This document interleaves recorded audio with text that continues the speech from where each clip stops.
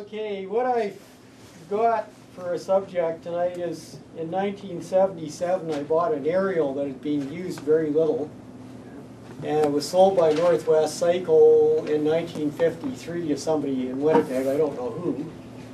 But Brian Robertson, some of you guys be familiar with him, bought it when I was about 10 years old, and the story he passed on to me was that he was sitting having his lunch in a restaurant, and a lawyer came in and saw the motorcycle outside and saw Brian with the leather jacket and asked Brian if he wanted to buy a motorcycle. So Brian became the owner of this machine. And what originally had happened, according to what he was telling me, was that the first person to buy it had health problems and drove the bike for a very short distance and then parked it. And Brian said he took it to put some gasoline in it. I think he also put tires on it and a few other things. And so the odometer's reading about 38 miles from brand new. Where do you see the pictures? But the bike itself is deteriorated. It's interesting to see what happens with time, even when something's restored. And there were fellows who bugged me right away, are you going to ride it or not? And when it's got 38 miles on it, it's difficult. 3,800 would be different, but the thing still has a certain patina about it. And it's like you have a decision to make whether you're going to have a vehicle or an artifact. And I've taken a couple of things off of it and put them back. I checked the timing chain for some reason, I forget why, so I took the timing cover off and I moved the mag around. And recently somebody had a thing called a clutch dome that they didn't know which model it fitted. And it's a stamped steel clutch cover. So I took the original one off the 53 because it was handy and fitted the other one on and found out that that was that particular part number. And I was probably the first guy to loosen those screws off since it went on the assembly line. Anyway, when I bought it, it had a hole about the size of my thumb through the bottom of the muffler already.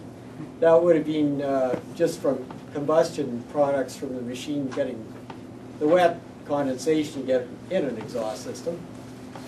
When I sent a picture to the Ariel Owners Club in Britain one year when I was renewing my membership, the membership secretary looked and he commented on how good the chrome looked in the photograph. And everything else has stood up pretty well other than the muffler, or silencer as some people would prefer to call it. And the Korean War was still on when that bike was built. And Britain was still being, still suffering for World War II as well, so they were rationing things. And that included metals and manufacturing materials. So Ariel, in the case of the models by 1953, you'll notice the bike is one color. And it still has chrome, but it no longer has any chrome on the gas tank, which used to be one of their hallmarks. And part of the reason was they only had so much chrome, so they were chroming what the basic parts would be that you would do on a bike. And that kind of a paint scheme they call a monochromatic paint scheme, because it's all one color. And they called it Wedgwood blue, and it's sort of a Wedgwood color with white trim, white pinstriping. The bike is actually stored in a dining room at present, and I got my case with that because Wedgwood belongs in a dining room. Anyway, that was the story up until I received it, and I've taken good care of it. And I saw an article in a Cycle World or Cycle magazine from '63 or '64 somewhere in there where Brian had written in saying he got the bike, so that sort of confirms the time for him getting the machine. But anyways, it's quite interesting when you've got something that is original and it's something that you collect and you're interested in.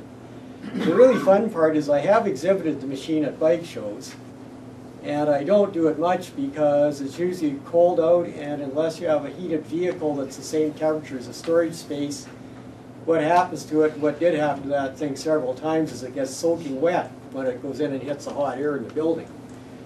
So anyway, I've had the experience of people telling me what was wrong with my restoration, and that's just such a pleasure when you get into that. Because you don't say anything at all until it's all over and finished, and then you win. So it's fun. So anyways, that's the 53 Ariel, and it is pretty much as it appears. Some of the photographs, if you look closely, I was having trouble and I didn't get a good shot at the muffler. The muffler is starting to look like something that's been in the salt in Winnipeg, unfortunately. The exhaust pipe is really good. The rest of the chrome on the bike is really good. And so it just shows what a variation you could get because of circumstances when they manufacture something. They bought their mufflers from Burgess, or a company who supplied the industry pretty much. And so it wouldn't have come from the same factory. But I did put gas in it one time years ago and found out that it needed a gasket set for the carburetor. It just gas all over the place. So I cleaned it up and I put some motor oil in the gas tank after I drained it and swirled it around, because I was putting it back in my front porch. And if you put motor oil in a gas tank, it sort of absorbs some of the gasoline and it gets rid of the fumes more quickly. And it also rust-proofs the tank. If you were to look at the bike closely, it's oozing oil around the gas tap. If you look at the photograph showing the, well, I guess I didn't, well, it'll be on the slideshow. There's a nice shot of the underside of the bike with oil dripping off it, sort of.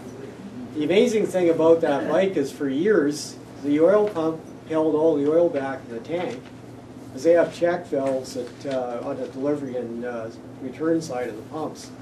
And they're just like a spring-loaded ball bearing. And it actually held for years sitting before the tank level started to go down. And now there's a lot more oil in the crankcase than there used to be.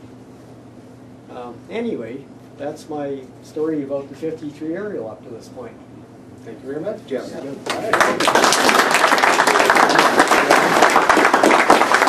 I just add something to Jim's story? I'm probably the only other one that has restored a 1953 Ariel. I did so in South Africa, but I had to sell it when we immigrated. It was a lovely machine, and an interesting fact is that the color Wedgwood blue was very hard to match. It was for 1 year only, 1953, in honor of Queen Elizabeth's coronation that year. So that Wedgwood blue, I painted mine black because it's a very hard color to match. Interesting fact. Yeah, thanks for that.